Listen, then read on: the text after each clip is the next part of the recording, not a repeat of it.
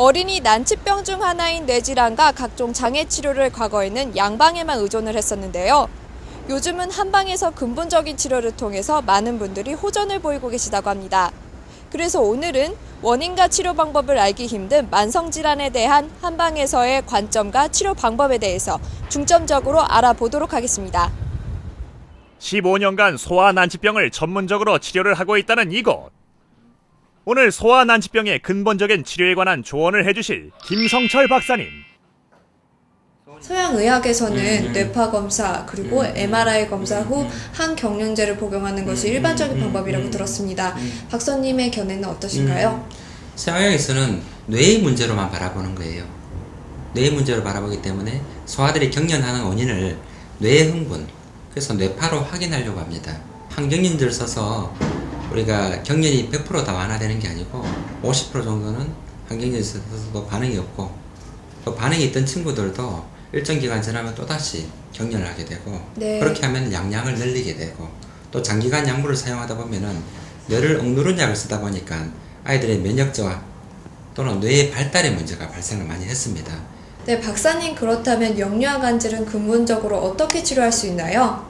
이 아이들의 근본적인 문제는 이 친구가 전에보다 잘 먹게 만들어줘야 되고, 잠을 잘 자게 만들어줘야 되고, 그다음 모세기한지염 있을 때, 또 기관지 확장제 패치 붙이면은 기관지 무력증이 온다든지, 또 심장 기능이 저하되니까 더 많이 놀라게 되는 거죠. 그렇죠. 그러니까 이런 모세기한지염조차도 가능하면 우리가 면역 증강 어떤 천연 물질을 복용하고 낫도록 이야기했었고.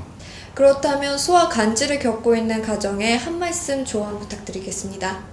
소아 간질의 근본 치료라는 것은 우리 몸의 면역 기능을 개선해 주는 것. 그러니까 결론적으로 보면은 얼굴에 혈색이 없을 때, 피곤할 때 애들이 많이 간질 증상이 있었기 때문에 평소에는 면역 증강에 힘써야 되고, 항약품은 자꾸 줄여야 되고.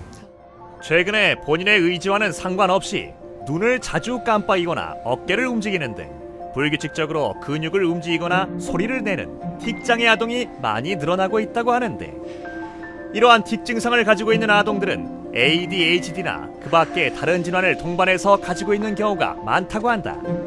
이러한 증상을 한방에서 치료하는 방법을 알아보았는데, 경련이 될 때 엄마가 큰일 났다고 생각하지 말고 병이 아니고 인체가 보내는 신호기 때문에 우리 애가 지금 현재 밥을 잘 먹는지, 오늘 우리 애가 비염이나 기관지염이 지금 현재 있는지, 있을 때 또다시 우리 화학약품을 오래 먹으면은 또 혈색이 더 나빠지니까 이게 틱을 유발할 수 있지 않을까, 이런 생각을 해보시고, 가능하면은 잘 먹고 잘 자게 만들고, 그 다음에 감기 덜 걸리게 만들고, 혈색을 개선할 수 있는 그런 물질이 틱 ADHD 약이라 생각하시면 됩니다.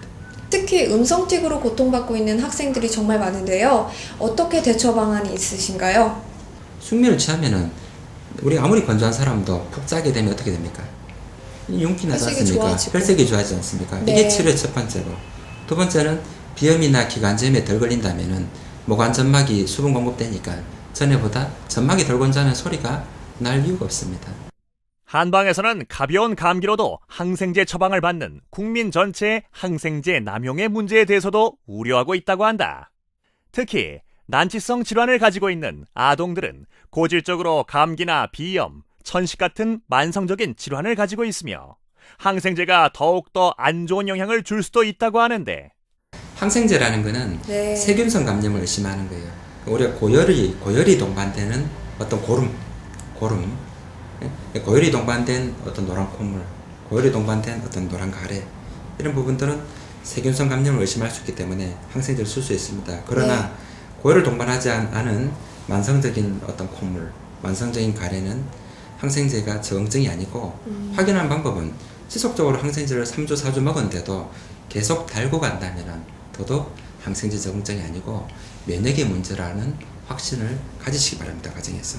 면역의 문제라면은 이 친구가 체력이 좋아져야지만은 이런 고름들이 줄 수 있다는 거예요. 한방에서는 증상에 대한 일시적인 대처 방법이 아닌 신체의 허약한 부분을 근본적으로 개선하는 방법으로 고치기 힘들다고 여겨졌던 질환들을 치료할 수 있다고 하는데, 효과적인 치료와 치료 기간의 단축을 위해서는 꾸준한 관심과 근본적인 면역력을 올리는 것이 중요하다.